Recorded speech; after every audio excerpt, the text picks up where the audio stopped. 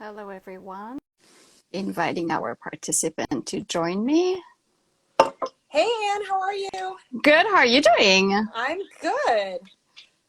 There we go. And Carolyn should also be joining shortly. Hello. Hi. Hi, Carolyn, how are you?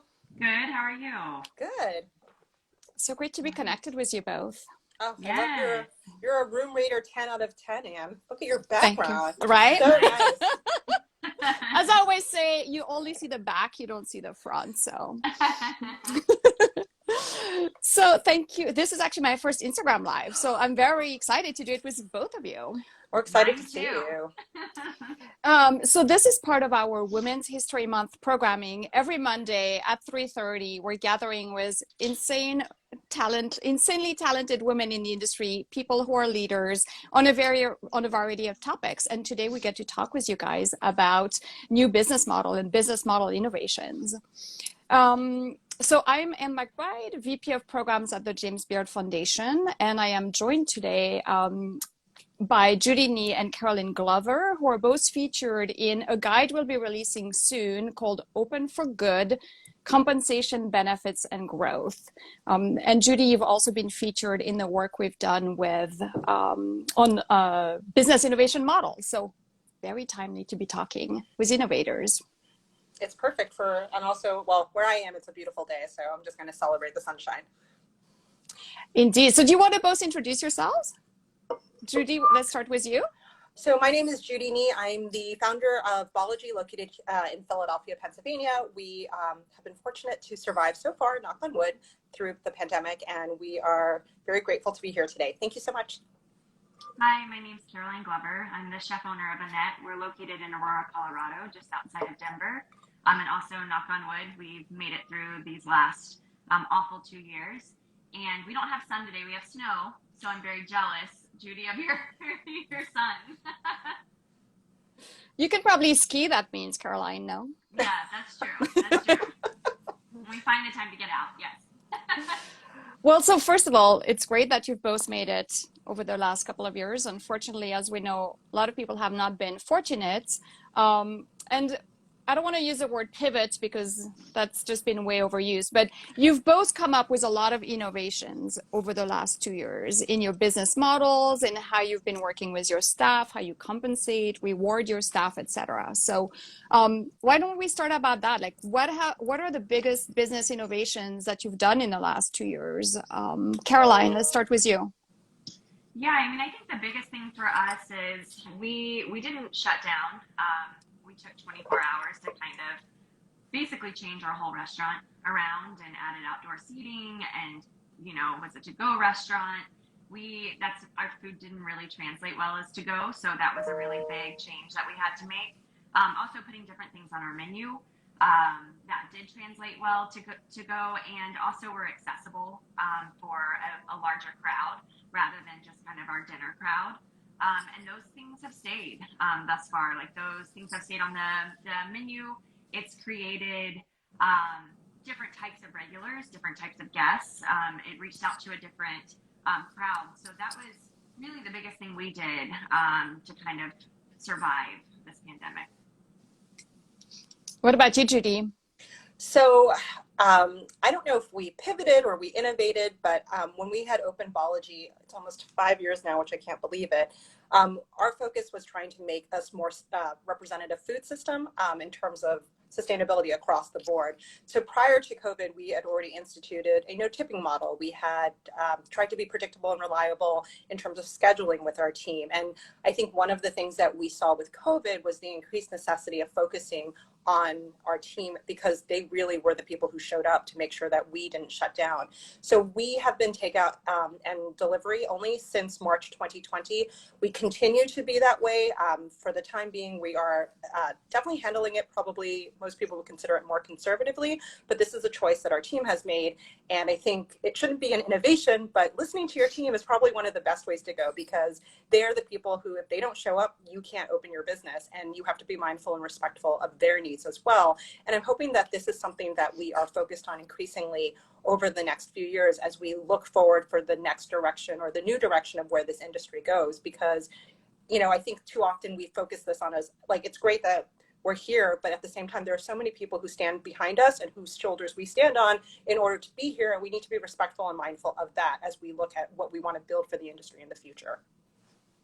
So my next question, since this is a businessy kind of session, what is and maybe you already answered for your portion, Judy, but what is the biggest ROI you've seen from these business innovations, from these new things you're doing? I think ROI, if you're going to measure it in just investment overall, not necessarily quant terms of money, we have been so blessed with a team that has just shown up. I don't know anyone else who has had a team for 2+ years who shows up every single day. And we have, with the exclusion of, family issues or relocation, no one has left us.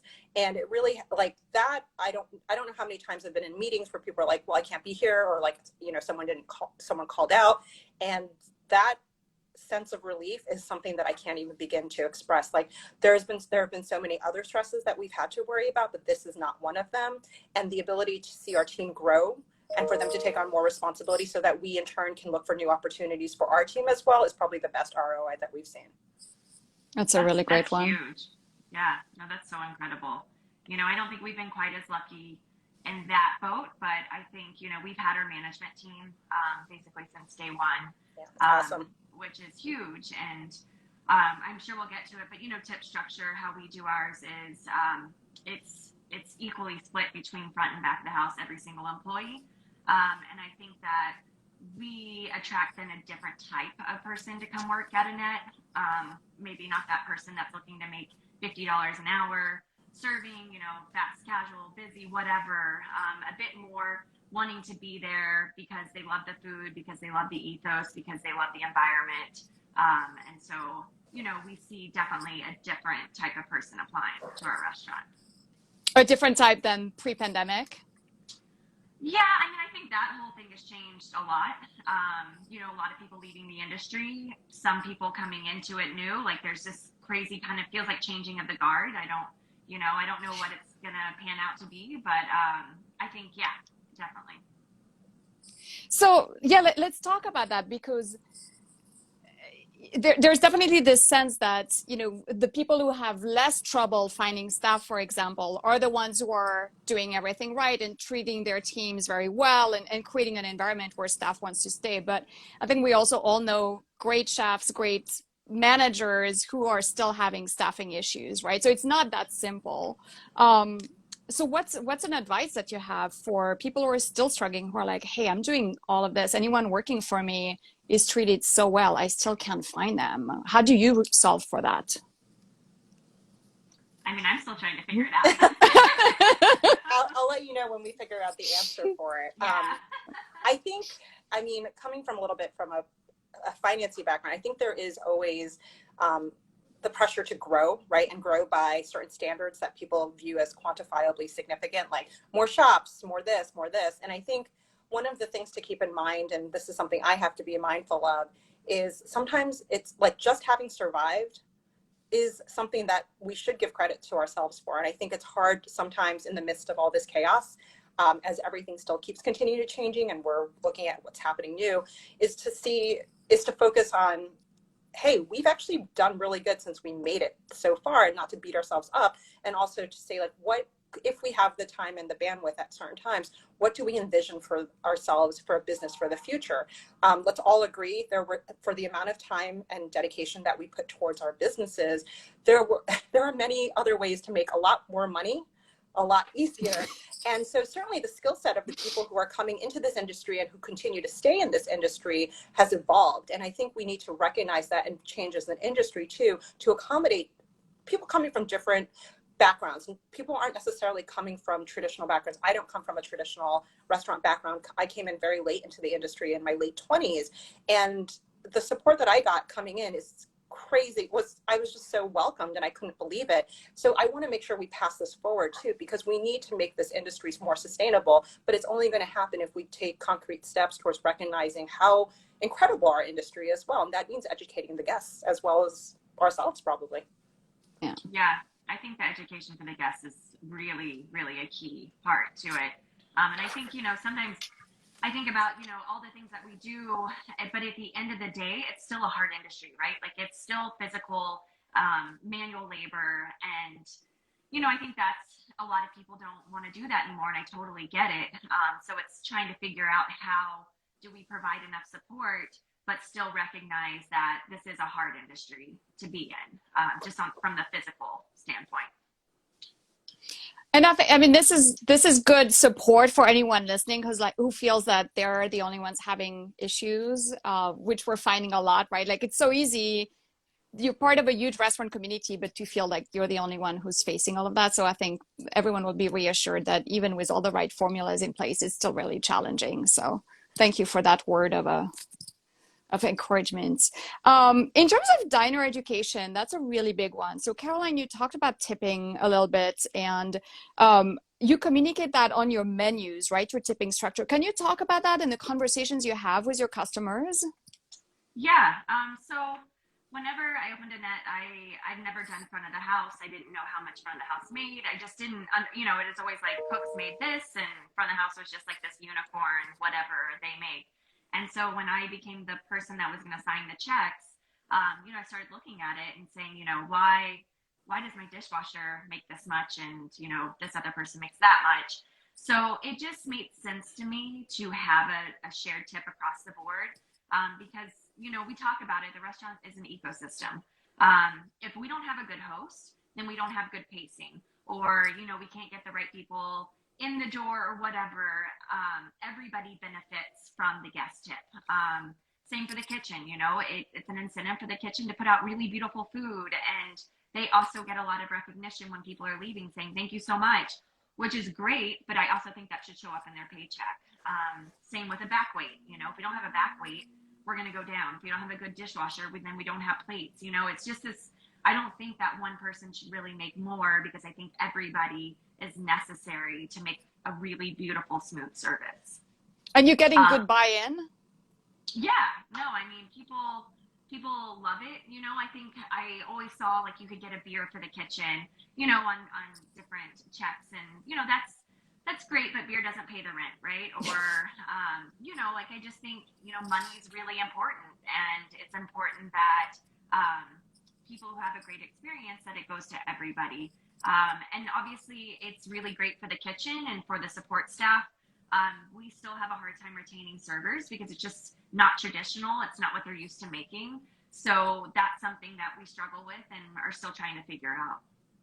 Right. And Judy, there's a question from Ari that I'll ask you after. So Ari, if you're still here, stay tuned. But Judy, how do you communicate your no tip? How do you communicate that? And what are the challenges? So my husband and I were both fortunate enough to come from the fine dining world.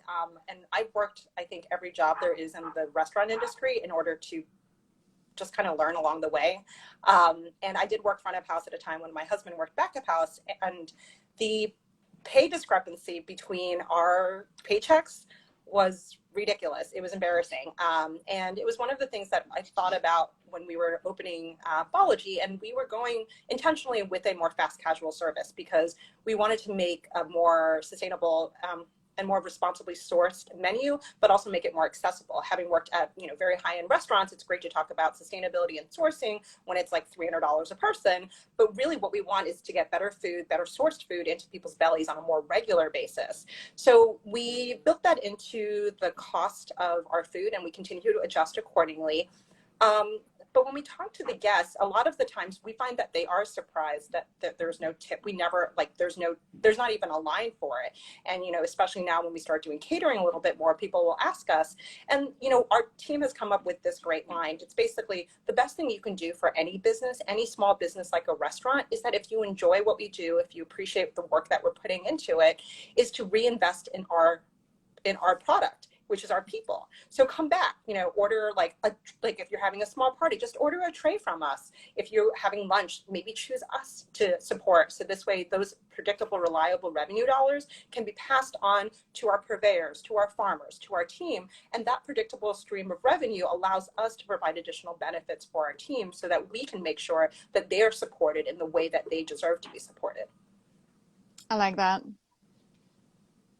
So Ari is asking, have you experienced any unionization interest among staff, and how have you handled it if you have? I haven't. We haven't experienced it. I haven't either, and I don't necessarily see anything wrong with it. I think the important thing in general is to be discussing with your team constantly where, what can you do better to support them so that they feel appreciated and they feel seen. We do our best. I always say like 90% of my job is to look out for my team to see what we can do to better make them feel appreciated for the work that they're doing. So we try to be mindful of the way that we constructed it. But I think if you have an open dialogue with your team, hopefully none of this is a surprise, that if they feel that certain needs aren't being met, that it should be discussed. It should feel like a exchange that both sides can have. But I do know, especially in Philadelphia, and I can't speak to other cities, there's definitely a huge push, especially you're seeing in the coffee shops, both independent and national chain. Great. And we will have, if any of you have more questions, feel free to put them in. There must be a question feature because it popped up in a separate area on this live. So I don't see it. Put it there, and then I'll make sure to bring it into the conversation. So you are both featured in this Open for Good compensation, benefits, and growth guide because you do unique things around benefits for your staff. Can you talk about that a little bit? What are some of the standard ones, but also the unexpected benefits that you might provide, or things that, as far as you know, only you do, what has been most successful, those kind of things. Caroline, do you want to start? Yeah, I mean, I think that our pooled tip system is really the main thing that we do that's different from the majority of restaurants. I think a lot of people are moving towards that now, which is great. And I mean, I think for me, it's more of like an atmosphere type thing. I mean, we offer the health insurance, we do all those things, but to me, providing an atmosphere that isn't this party atmosphere, I really encourage people to have a life outside of work. I don't like to contact people on their days off, and I want people, to bond, but I also want them to go home. We don't really have this, like, everybody hangs out and drinks after work, what I used to do when I was 20 working in New York City. It's more, I think you get a healthier employee when they have a healthy, life balance, and it translates at work. So for me, that's kind of one of the biggest things that we really advocate and push for at the restaurant.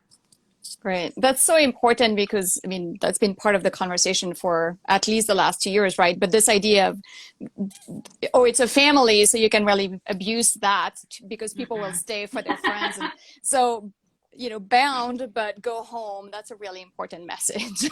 Yeah, no, I'm glad that people are talking about the family aspect because it's just a really toxic, awful way to kind of frame our industry, and it's the way we've been for a really long time. So yes, I care about you and I care about your well-being, and I'm here and I will help you out, but you're not a family member that has to do a bunch of stuff for me. It just doesn't translate well anymore.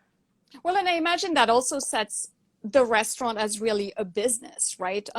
Removing this fallacy of the partying or all these other things that can lead to abuse, harassment, all of that. If you're now entering a business environment where you are an employee, not the naughty cousin, whatever. Yeah, boundaries. Boundaries. Really important.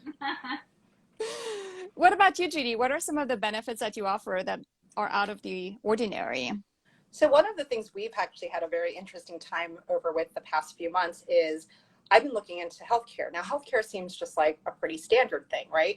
But as I've been navigating these waters, it's incredibly complicated, not just from just understanding the landscape perspective, but also how do you set up the healthcare benefit? So one of the things we're working on, and hopefully it should go live this week, is we're looking at a zero deductible for our healthcare. In other words, you don't need to pay anything into it before you can start using it. And, behavioral economics will tell you that the deductible serves as a deterrent to use of the care. And if the point is to have medical protection or healthcare protection, then any deterrent is not necessarily great. And, obviously this industry is not known as being one of the high paying industries. So we want to make sure people can access it as quickly as possible. But one of the difficulties also is that makes it prohibitively expensive as well. So your investment in your team is also from that perspective, from a health perspective, not just physical health, like being in the shop, but also like making sure that they know peace of mind, that if anything should happen to them, they have a security blanket that's provided for you as well. You know, going back to the family analogy, families can be very dysfunctional. I'm sure everyone can relate to that in one way or another. But it's also like the best way I think about family is that they're there when you need them, and also the soft place to land, right? So hopefully we can provide that support for them, because it's very difficult, especially in these past 2 years, that, you know, the people that you work with, we're not exactly a work from home type of industry. So the people you see the most are usually going to be the people that work at your restaurant with you. So you need to make sure that everyone is feeling supported, because one person's not feeling well or having, you know, like a challenging day can really upset the culture of it. And you want to make sure that everyone has the appropriate time, the appropriate care, and the appropriate support in order to feel like they can be the top performing member of your team that you know they can be. What does that mean from a cost perspective for you? It's expensive. It's very expensive. And it's, you know, the difference, I've been through, like you usually go through a healthcare agent, and we've gone through so many different agents, because they're simply like, well, that's just going to be really expensive for you. And I just don't want to hear that, because I say to them, I specifically say to them, these are the minimums that I would like. You can offer me other options as well, but these are the things that you should be focusing on, because this is where I want my priorities to be. And they, you know, show me the scale of like, this is X amount more dollars than this. And it's significant. It's like extra zeros on top of it. And that's such a huge cost and investment in your team. And that's something that I think as an owner, it's my responsibility to educate my team as well, and about the importance of why they should have healthcare for themselves and why it is so valuable. Healthcare costs far exceed wage growth at this point, and we need to make sure they're protected as well. So this way, their stability and their job and their health long term. And we just don't look at that enough. And it's hard to, because it's such a complicated topic. Mm-hmm. Yeah, and we talk a lot about.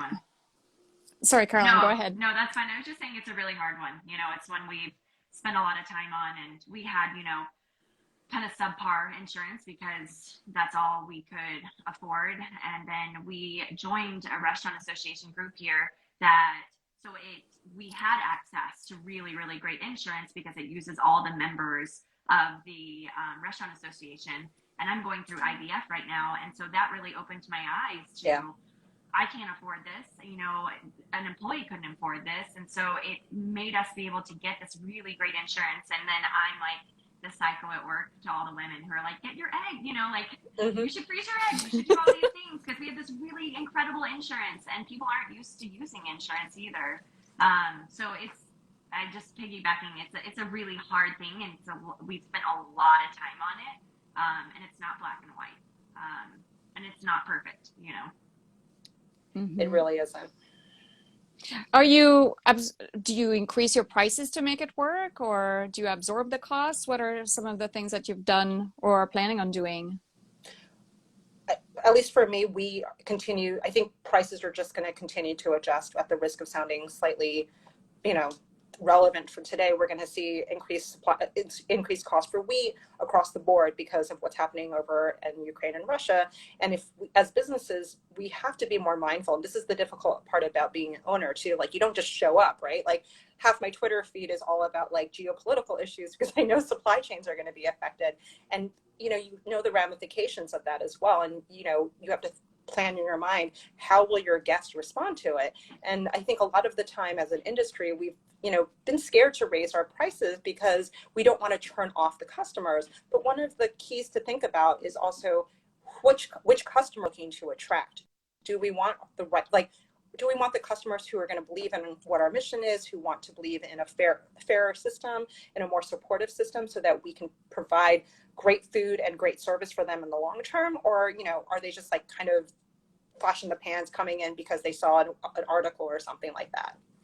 Yeah, I mean, I think transparency plays a huge role in it. I think obviously that happened a lot during the pandemic through social media and just, and I would say like the majority of our guests are there because they want to support us. They believe in what we're doing.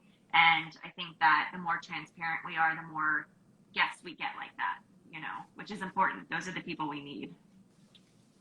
Yeah, and it seems that as costs are increasing, or the cost of dining out is increasing everywhere for these supply chain issues, higher wages, all these things that ultimately lead to what is good. We need to pay more for our food, right?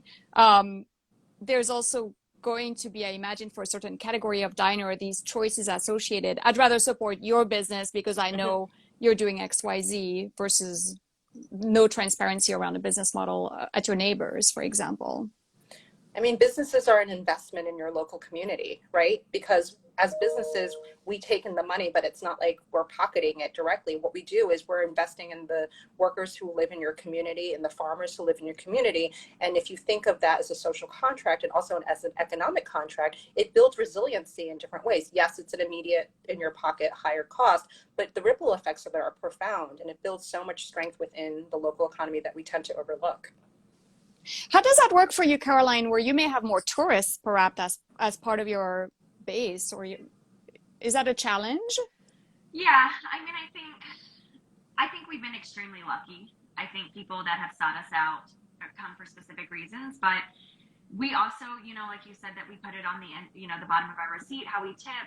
We also are members of Zero Foodprint and do the Zero Foodprint charge. And so there's a lot of conversation when the check gets dropped, like, what is this? What does this go towards?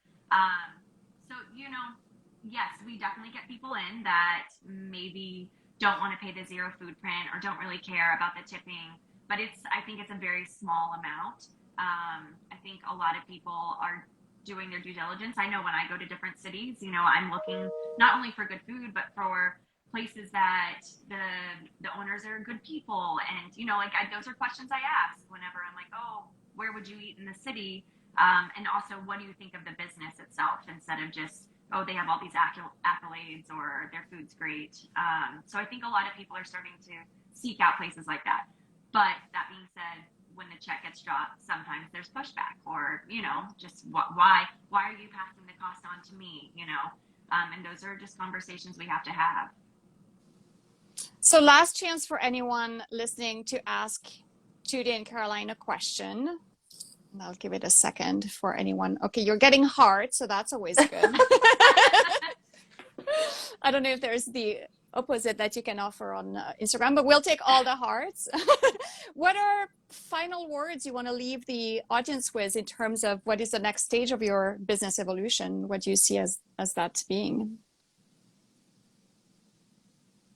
Have you had time to think about what's next?